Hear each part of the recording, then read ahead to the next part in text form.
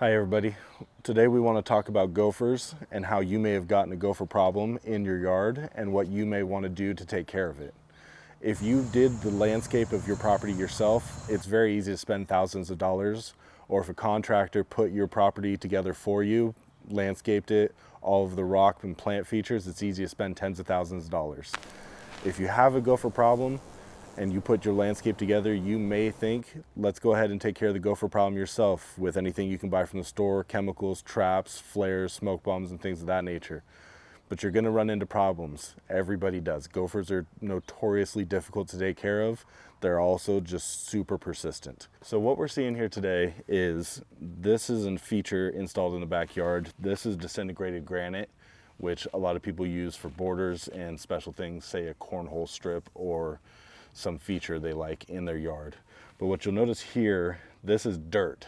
And what we found is the gopher, having come from the neighbor's yard, popped up right here, actually burrowed its way through the disintegrated granite and left this dirt, which has been spread around by the sprinkler overspraying. But you can tell this soil is not disintegrated granite.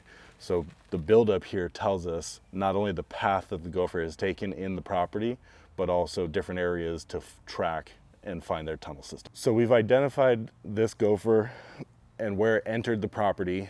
We have evidence of how it's crossed the lawn once it came from the DG and recent mound activity. So what you can do to treat this is try to take care of it yourself or use a professional company like us. If you do it yourself, a lot of times what you can do is buy a trap or bait from Lowe's, Home Depot, or specialty providers.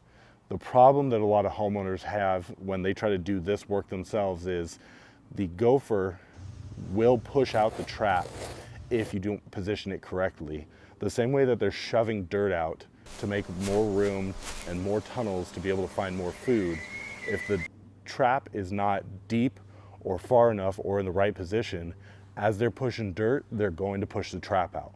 Same thing with improperly used bait. If you leave the bait at the mouth of the tunnel system, it's just gonna bulldoze the bait out and nothing's gonna happen. It will never find it or eat it.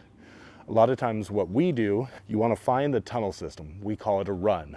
Going from A to B, this run, this tunnel system, is somewhere we know they've already burrowed out. They're not burrowing further. This is an established highway. So what you're able to do is, between different mounds, we use a probe to be able to actually burrow through the soil and find that tunnel system. It's usually identifiable because you can put a finger in there and you can feel the tunnel in both directions. What we do at that point in a residential setting is we're gonna actually drop bait in the tunnel system and then cover our hole. So we now don't have access to the chemical, but it's in the highway, not the mouth of the tunnel system. As the gopher comes and goes or tries to expand, it's still gonna come across the bait, but it's not gonna shove it out. This now has trapped the bait in the system with the gopher, which, especially for us, does two things that are advantageous. One, the gopher is gonna eat the bait inside the tunnel. It's gonna stay there, it's gonna die there. So we're not worried about a bird of prey, an owl, a falcon, or anything of that nature eating this after it's died from this treatment. But also, any uneaten chemical stays in the tunnel system as well. We're not leaving that exposed for a ground squirrel, your dog, cat, kids, or anything else to find this. But if another gopher, say a mated gopher, has babies in another part of this system that follows here, this now acts as a residual to prevent against reinfestation from another generation of gophers. In certain circumstances, a bait might not be the correct chemical.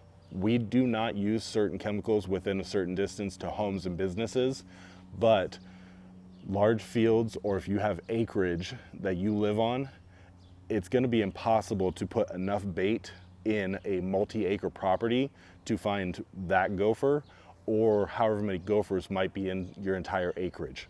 So when we're talking fields of play for kids in baseball, soccer, anything like that, public areas as parks, cemeteries, walk paths, or especially orchards and vineyards, we don't want to leave behind chemical that can leach out anywhere, but also it would take way too much chemical to treat large facilities. Another option that we have in those instances are tablets that dissolve into a gas that can be used to treat large areas. We don't do it in residential just because it's too close to the house and the state has laws of how we're allowed to use things. But the same way that we talked about using bait in the tunnel system, probe, find the tunnel system, and drop tablets to be able to kill them inside their tunnel system, again, closed in the system. But the gas allows us to saturate the area in the tunnels over a large field. So if you have any connections to a large property, if you own it, manage it, or frequently visit, a gas option is another treatment method for large areas.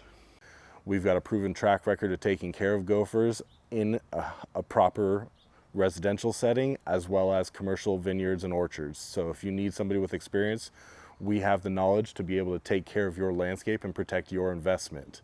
If you're having questions, problems, or just want an estimate, give us a call. Our phone number is 951-694-8100, or you can click the link below. We'll come out, give you a free estimate, and help you take care of your landscape. Make sure the gophers don't take over.